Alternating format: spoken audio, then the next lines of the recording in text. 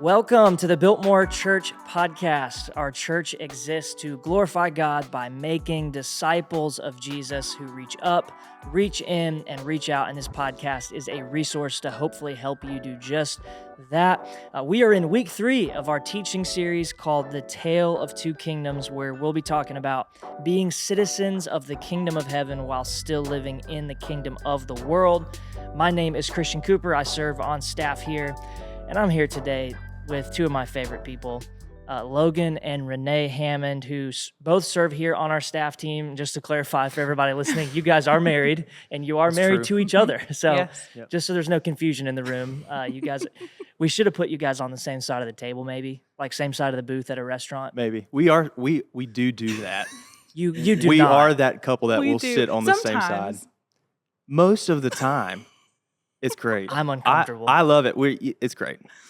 I get uncomfortable at a restaurant if I see people I don't even know same side of the booth without.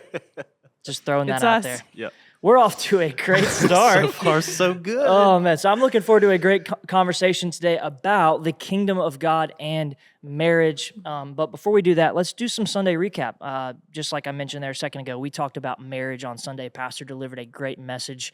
His voice was hanging on by a thread, but the content was great about marriage. So just wanted to open the floor to you guys first. Anything that stood out from Sunday's service? Yeah, for sure. I think in general, you and I were talking earlier this morning.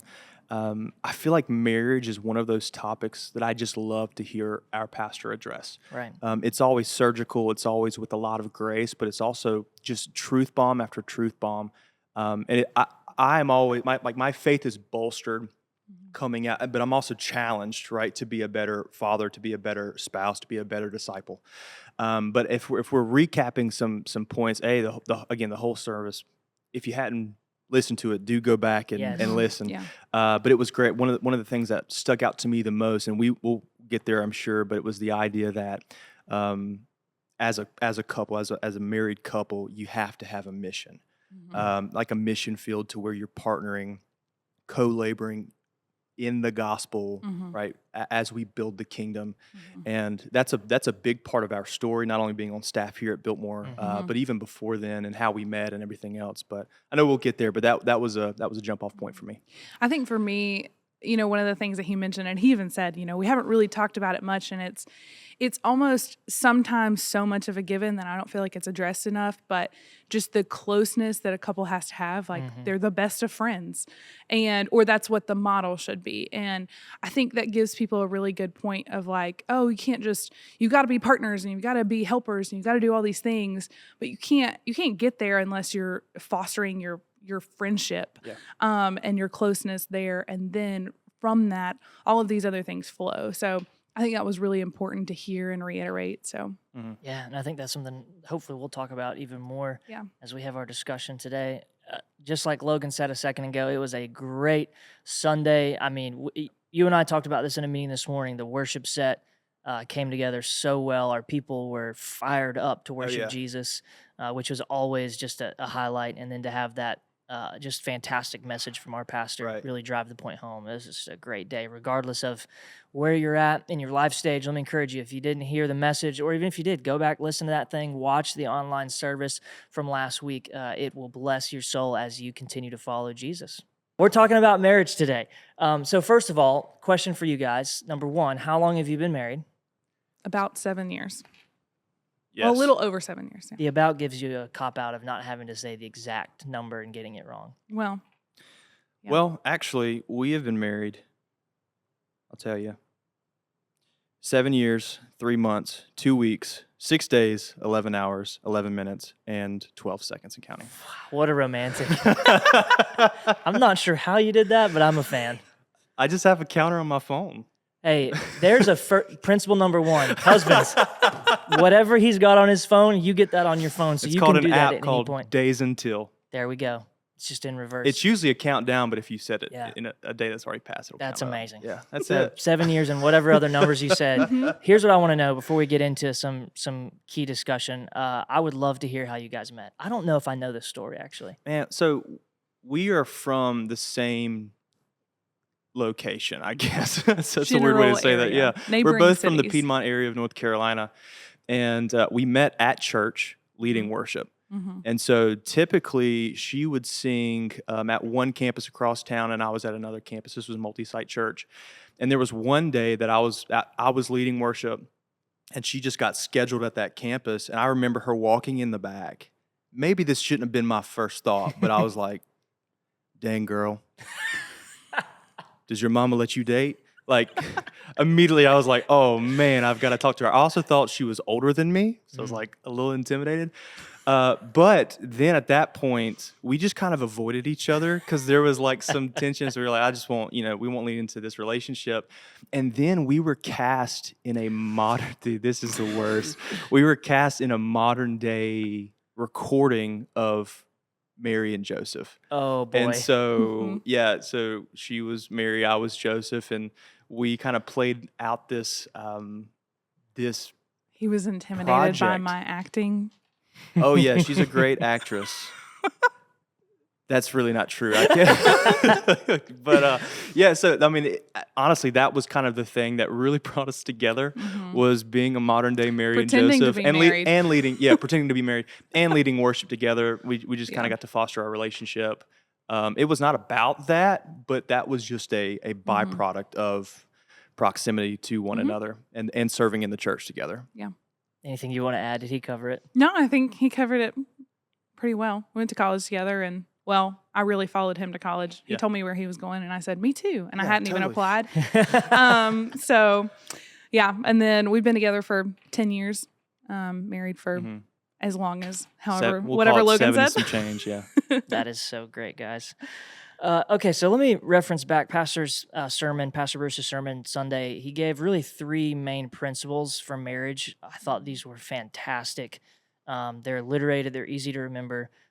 Your spouse is to be your closest friend, your covenant partner, and a catalyst for change. So this is a big question, but I want to start out by asking you guys, how have you seen that kind of take root in your own marriage over time, or even in other people's, or maybe not seeing in other people's marriage? Just would love to see thoughts on some of those principles.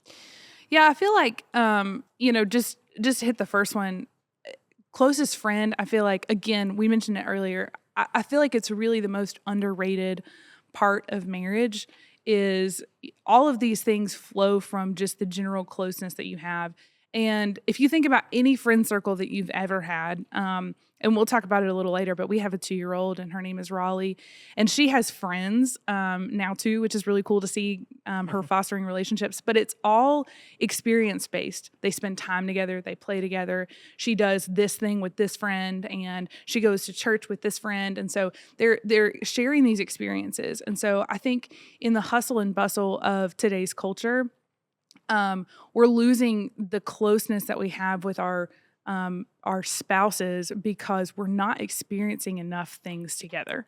We're ships in the night, and Logan and I have been there too, where we'll tell each other, hey, I feel really disconnected because we're not doing enough things together, just general things. Go grocery shopping with me. Let's go to dinner. Let's have a show that we watch and connect with weekly. Things like that. Let's cook dinner together. There was a time where I felt like early on in our marriage, we were a little disconnected. And genuinely, I was thinking about this earlier. One of the things that brought us closer together is we had one night and I had bought a lot of apples. And I was like, okay, I'm going to make dinner. And he was like, let's do this.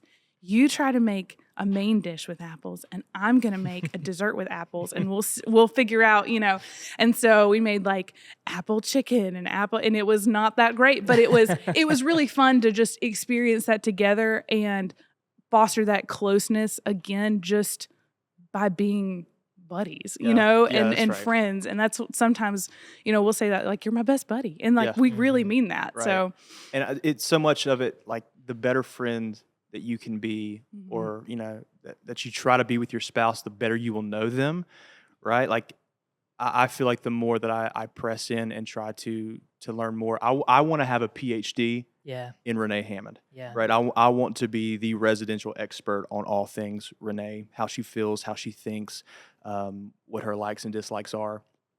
And that just comes from proximity. That comes from being intentional with your relationship. That comes from being friends and closest friends.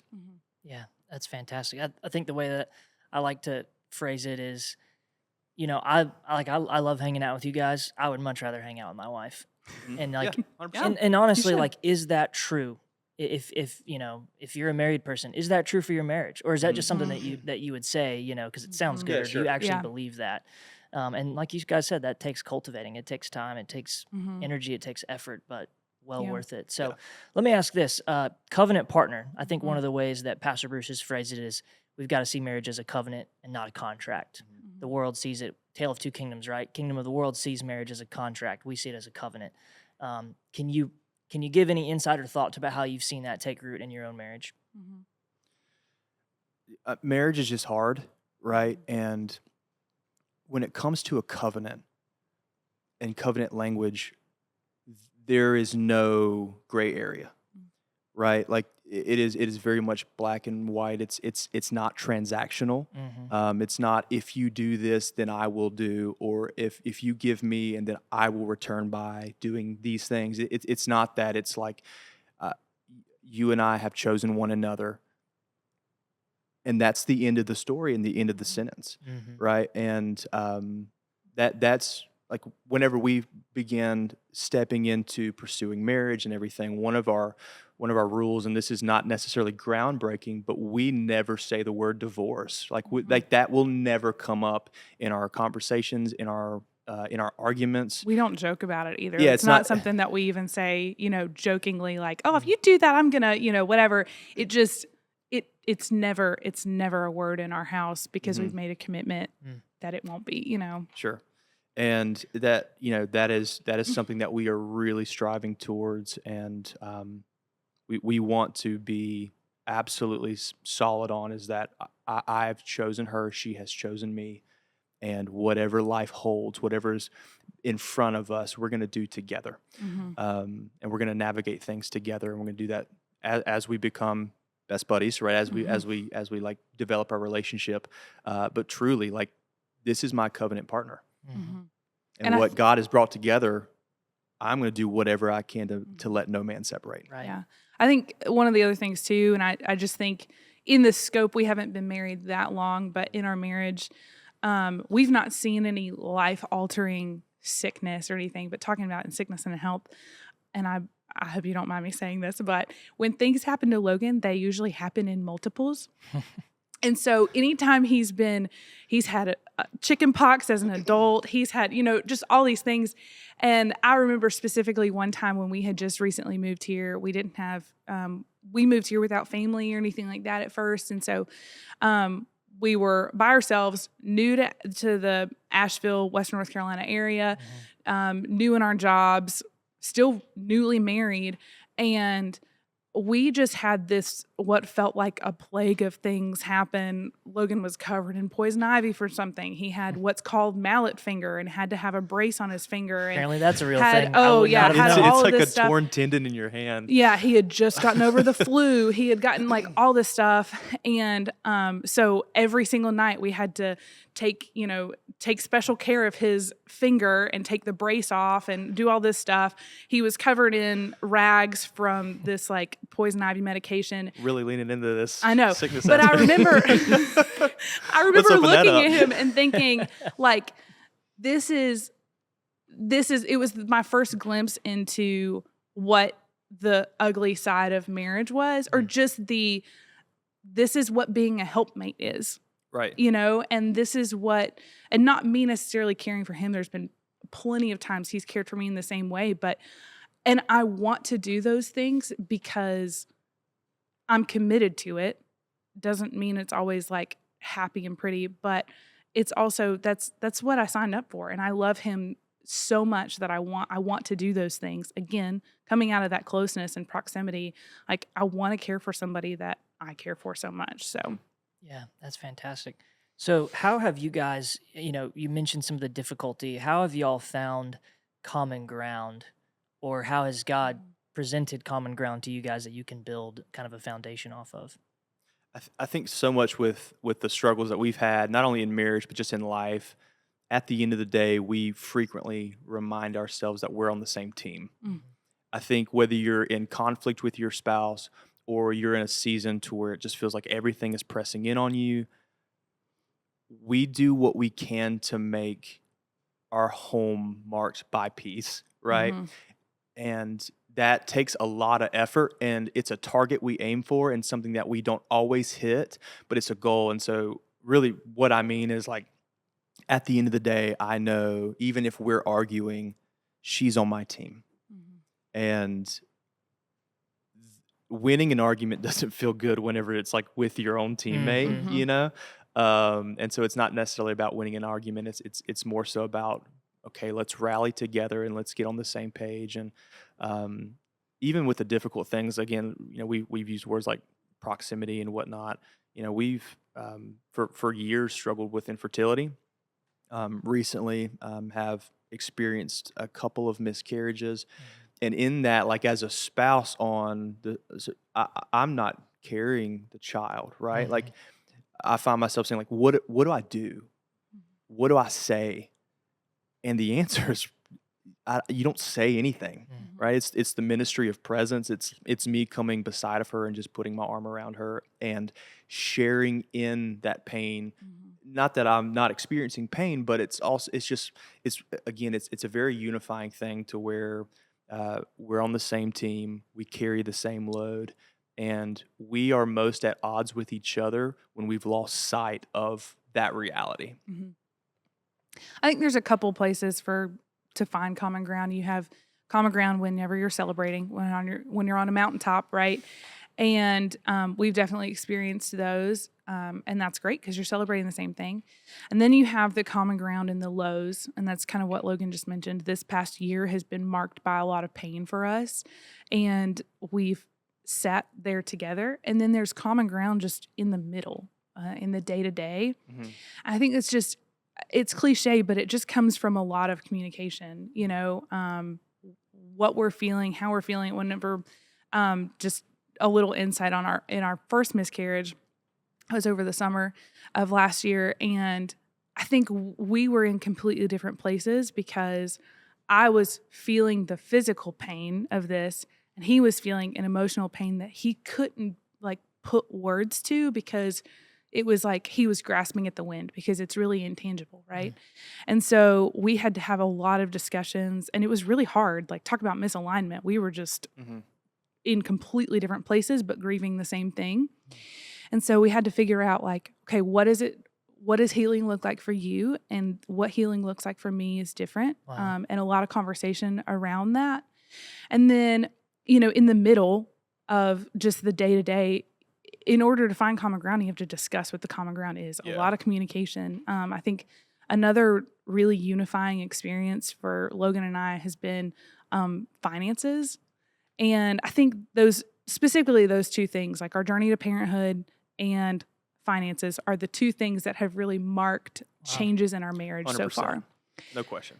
And so much communication has to go into both of those things. And just like, there are, again, we're great friends, and we tell each other everything, to where, like, we don't make large purchases without each other. We don't make a lot of times small purchases without each other. Just a lot of communication. What's your financial goals? What do we want to do? Do we want to pay off debt here? Do we want to buy a house? Do we want to save for this? What are we doing with, how are we going to accomplish these things? And those are just small, like, day-to-day things. It doesn't have to be monumental ways to find this common ground. It could either be things that really polarize and push people apart, or they could be really unifying experiences. That's what I was going to mention, that it's so funny to hear you guys bring up those two examples, because I'm just thinking about what are two of the, like, leading main reasons that people they fall apart in their relationships. Financial, and then it's the numbers are astounding for when couples lose a child, deal with miscarriage, things like that, how often that. And so I think we're going right back to the idea of, if your marriage is contractual, the enemy is going to use those things to pull you apart and to tear you apart. But if you've got that covenant foundation, God can and does use those things to bring. And I think there's power in just people listening to this podcast, hearing the two of you say, you have dealt with these things, but God has brought you together through them. Like, and just for someone to hear that, I think is huge, because you can often feel like, God can and won't do that, but Right. he does. Yeah. He does. So it's easy to look at life in macro moments, right? Like marriage, buying a home, having a kid. But life does not happen in the macro. It contains the macro, but life happens in micro moments. It's how I greet my spouse whenever I come home. It's it's doing dishes together. It's filling her car up with gas, right? Like it's all of these really, really small things that have atomic, benefits or responses to them over time. But yeah, man, so much of life needs to be lived in the micro, and I want to be in my parenting, in my spousing is Yeah, I not was a gonna say, word, what but I kind of back myself in the corner there. But in all that, I want to be fully present and steward those micro moments well, because they will have macro dividends in our joy, in our being conformed into the image of Jesus. I mean, so much of that will push that as we steward those micro moments. Let me shift gears for a second. I want to. We've got so many folks who are part of our church who are listening to this, watching this, who, they're not married. Whether that's being single, whether that's being single again, being widowed, and I just wanted to kind of open the floor to you guys to maybe share, not necessarily your own experience, but just scripturally, some advice, some feedback to people who find themselves in those situations and what they're processing through and going through. For example, what kind of the question is like, what kind of person should I be looking for, or what kind of person should I become? So that kind of thing. What would you guys say to those people listening? If I'm connecting with someone who is single and desiring to be married one day, I think two things.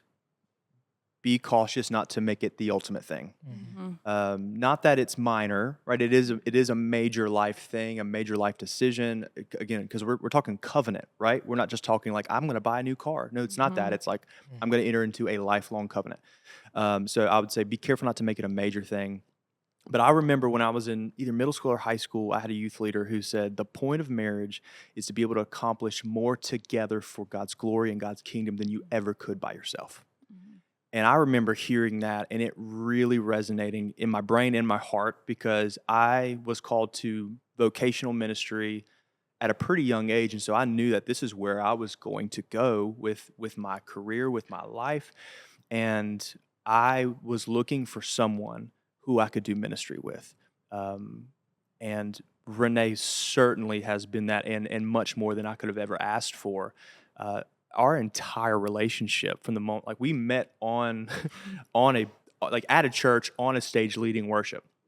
And that's not everybody's story, right? But that is our story. And so whenever I think, does the Lord use me differently because of Renee? I think so. Again, he doesn't need us, but he uses us. I feel like I'm able to have more impact because she pushes me to be more like Jesus, and she also lifts me up whenever I'm waning, right? She helps sustain me, but we do it together, right? And so those are my two things.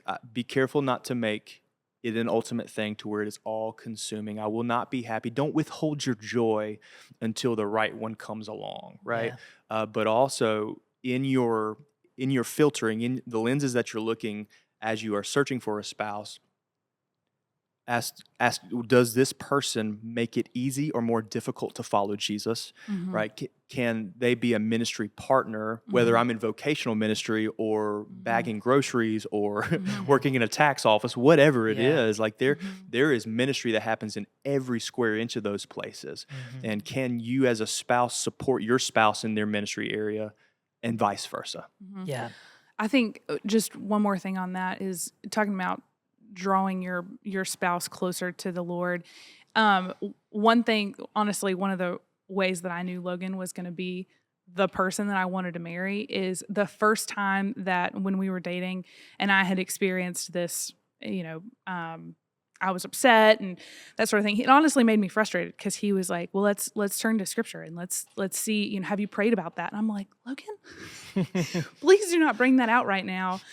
But that was genuinely the best answer that he could have given me. Is he's not helping me navigate life by turning to the world and giving me, you know, a lot of cultural advice about how to feel and what to do and how to be, but he's looking biblically at the example of the life that we should follow and we should have. And I just knew, I'm like, this is going to be the person that drives me to be a better disciple and a better disciple maker. And that was just kind of it for me.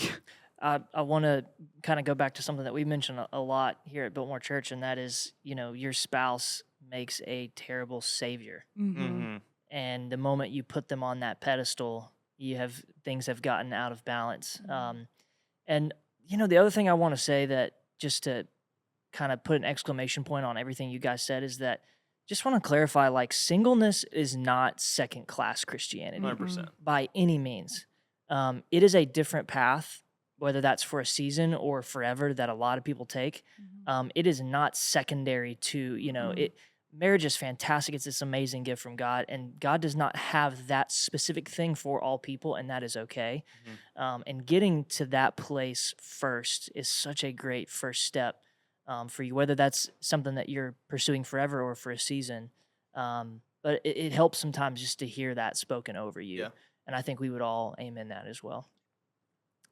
Another thing I would love to talk about today, you guys are parents. You have a daughter. Raleigh is 2. Is that right? Yeah. I wrote this down. I put a question mark in my notes because time flies. 2. And She's so a teenager. I wanted to ask, you know, hey, how did this introduction of parenting affect your marriage? Maybe some things you expected and some things you did. Oh, it didn't at all. It didn't change a single thing. Not a thing. It was like, imagine you're running a marathon and then somebody holds you a baby or hands you a baby. That was basically it. Yeah, it changed a lot.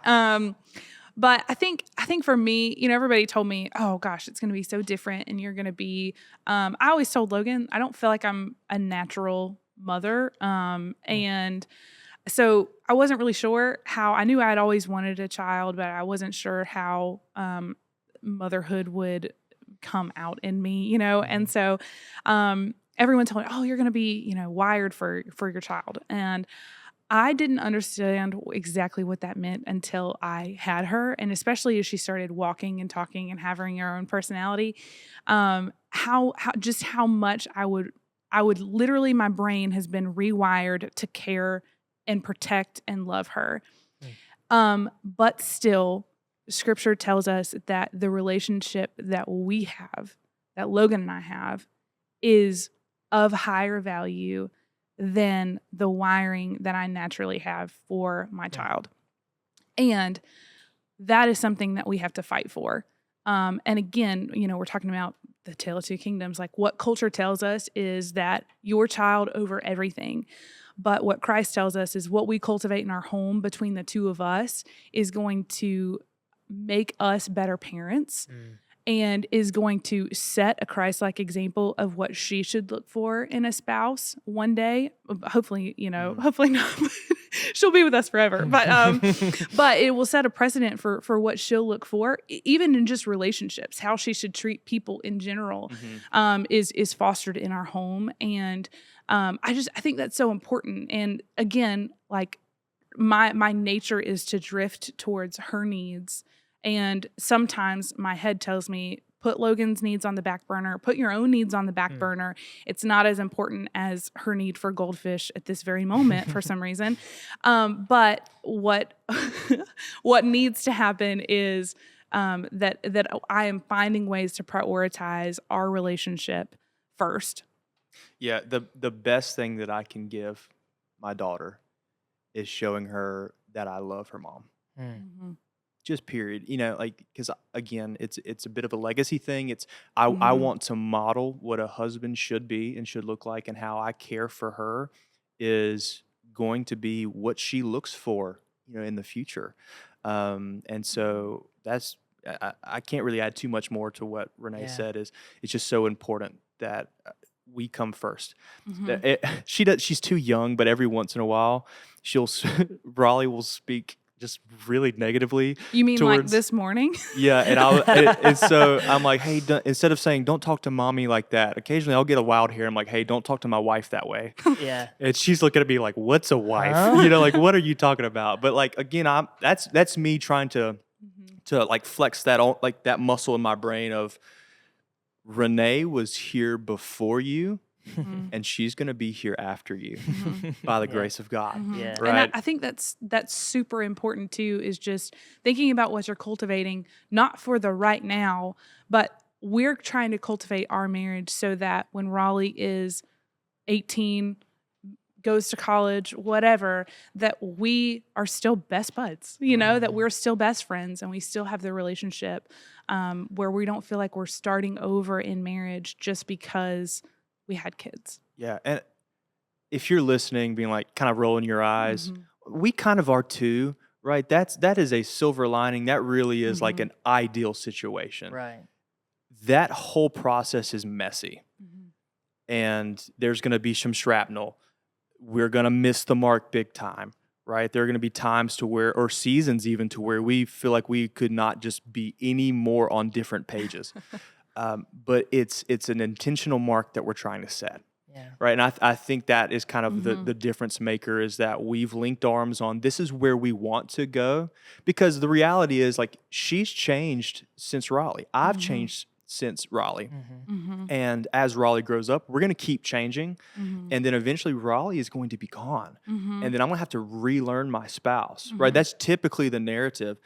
I don't want to get to that point. I don't want to have to relearn my spouse whenever my children are gone. I want to already know her in the current season that we're in. Yeah. And again, that is up and to the right, ideal, and it won't always play out that way, but it is like what we're digging our heels in for and what we're going to pursue after, and do so with purpose. Yeah. Amazing. Okay, so one of the last things I wanted to cover today, Pastor said in his message on Sunday about marriage, he said, this is such a great line. The grass is not greener on the other side. The grass is greener where you water it, where you cultivate it. And so I'm going to kind of point this question at both of you guys. But first, Logan, just some practical tips for husbands to cultivate and to love their wives well. Dude, I was thinking about that quote literally driving into work today.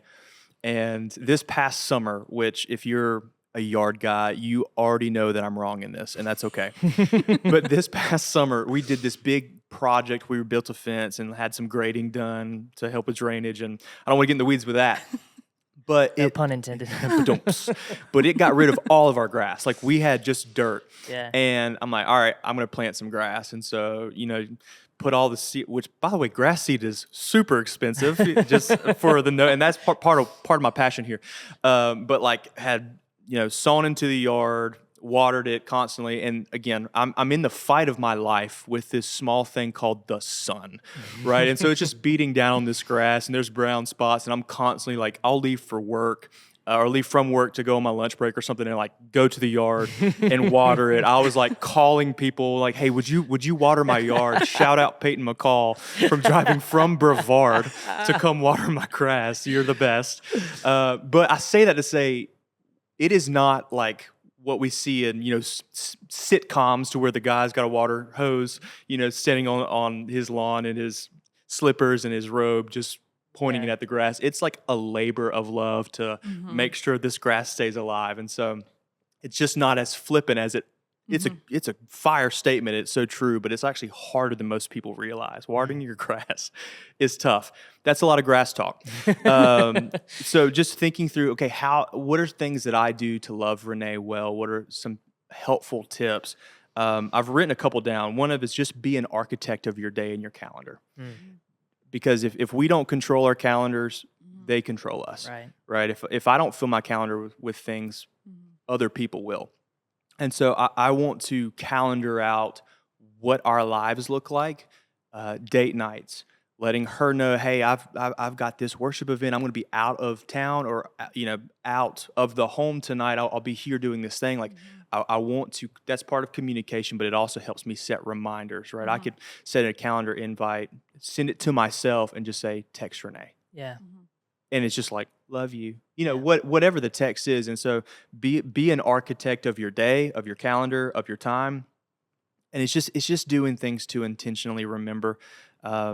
Again, I need a little extra help. And if I don't intentionally remember to do things, I unintentionally forget. Mhm. Right. And so any way that I can intentionally remember is always good. Also, I always want to think in we, not me. Mhm. That was probably the biggest shift going into marriage years ago. Was it's no longer just me, what I want for Mhm. dinner, what I want to do with my finances. It's like, okay, it's now a shared thing. So Mhm. you've got to make that shift in your brain. Mhm. Also, like, I have learned over time that I ought not just jump in to fix things. Mm. Whenever she's had a hard day, I think all the guys listening to this podcast are like, yeah, I'm a fixer. That's great. God bless your ministry. But take some time to know what you're going to fix or what you Mhm. feel like you have to fix. I feel like if Renee and I are sitting on the couch and she's downloading her day to me, just saying, hey, this went well, this didn't. And I just jump in from the top rope. Let's hop on the phone. Let's do this. Let's fix it. Let's go. It is never helpful.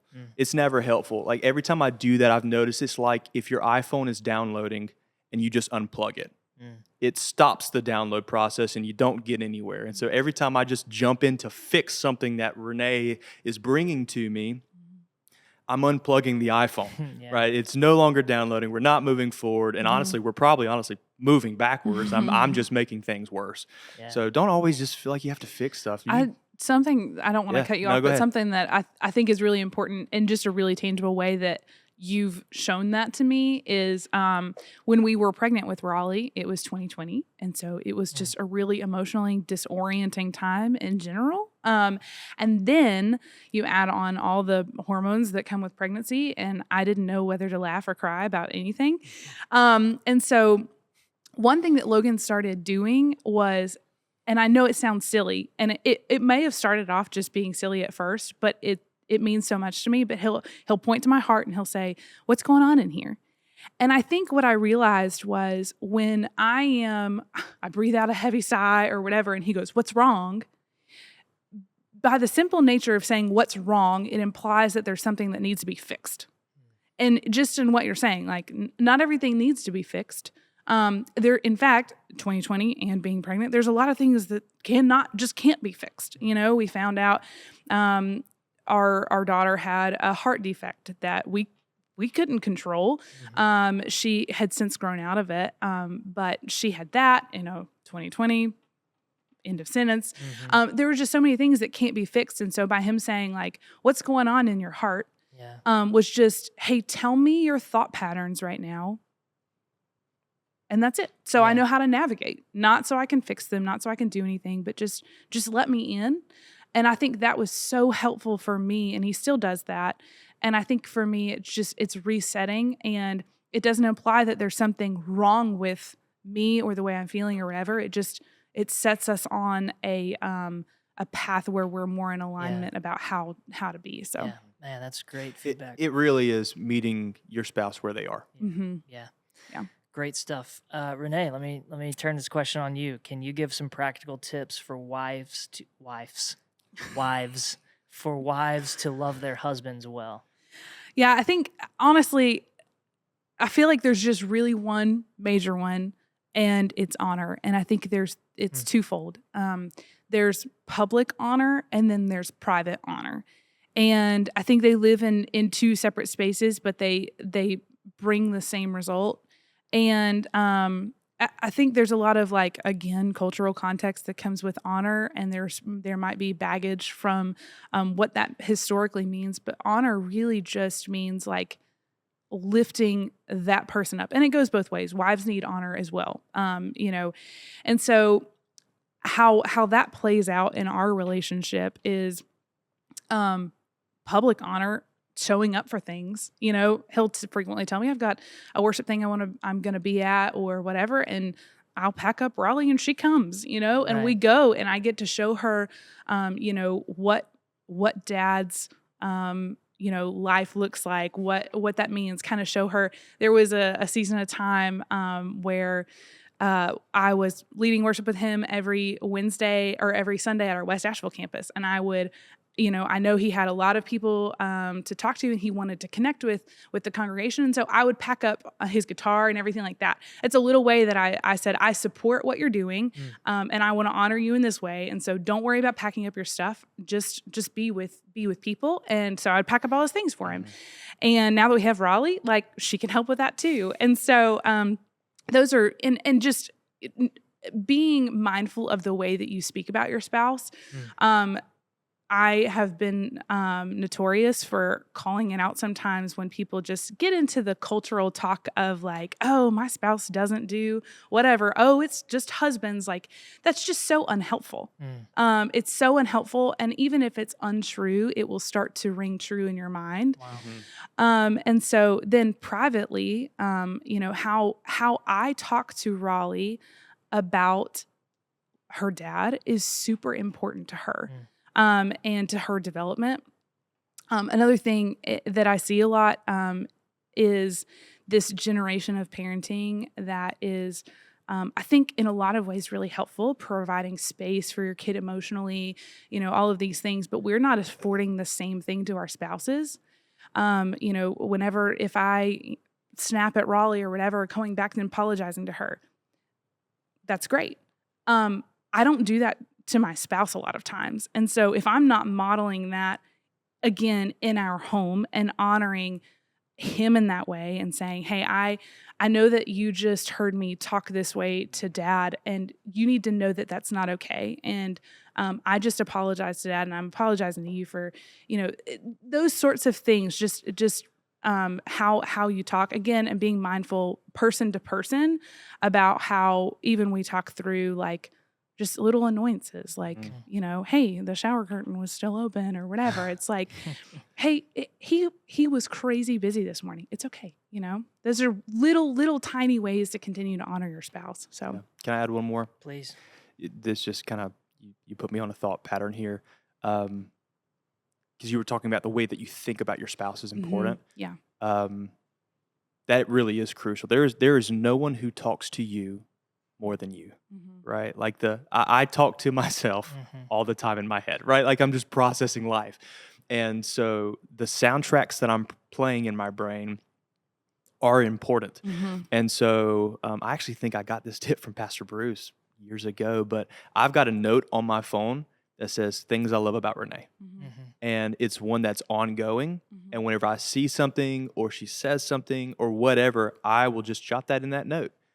And in moments to where my brain wants to say, you don't love her as much as you think you do, or whatever is happening, I could pull that note out, right? And remind myself of why I love her so much. And that's a really practical thing that has like some massive payback for me, just because, again, the thoughts we think are important. And they shouldn't be conformed, right, to the things of this world, but they should be transformed as we renew our mind, as we do that with Scripture, as we do that with things like reminders that are honoring to our spouse. And I've decided that I want to be you guys when I grow up. No, this is such great feedback. I hope for everybody listening and watching that you have been taking copious notes, or at least trying to remember some of these things. There's some really great ideas and thoughts that are on this episode. I want to wrap up with two things. First of all, just to put a bow on this whole thing, I think one of the things that we believe so strongly, like Jesus, he loves you more than anybody else on the planet could possibly love you. And he is directly invested in what is best for your life. That include, like, sometimes you hear that and you go, yeah, that's true. That includes your marriage, your singleness, your sex life, your season of divorce, your season of being a widow. He is invested in that, and he is working through that. And I want to just kind of to close out by affirming that for our people. Yeah. And then also, we've got some great resources as a church that I want to encourage you guys listening and watching to take advantage of. Here's a couple of them. We've got a Before You Say I Do class that's starting up in just a few weeks. So if you're engaged or you're about to be engaged, let me encourage you, sign up for that thing. It's going to be a class that goes on for several weeks and really kind of just make sure that a lot of the principles that we talked about today are present in your relationship, are going to be present in your relationship. We've got divorce care classes that meet on a weekly basis. If that's something that you're going through right now, we've got help for that. And then just also, we've got amazing groups that meet every single week that are people that are single, people that are married, that are with getting in community with people around you to help you navigate some of these things is so crucial. I'm thinking about how my faith has been built and bolstered by hearing what you guys have said now. I'll say to that too, there was just something so powerful on Sunday. We have our Connect group on Sunday. And so being in a service and coming alongside of all these other couples praying and advocating in prayer for their marriage. Yeah. And then having our Connect group that afternoon and sitting around a table with other couples praying for each other's marriages, praying for our spouses. Like there's just something so unifying of knowing you're part of a body that's doing this together. Yeah. How the wives in our Connect group can encourage each other in our marriages, how the husbands can encourage each other.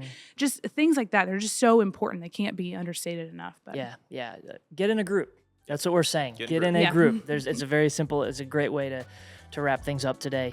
Hey, thank you guys both for coming on. This has been awesome. And everyone listening, watching, church family, hope this has encouraged you. The goal is for you to be conformed into the image of Jesus. And so hopefully this resource helps you do just that.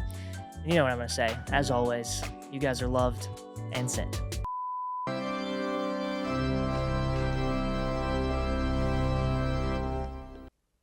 Marriage. Marriage is what brings us together today. And that is what we're going to be talking about today.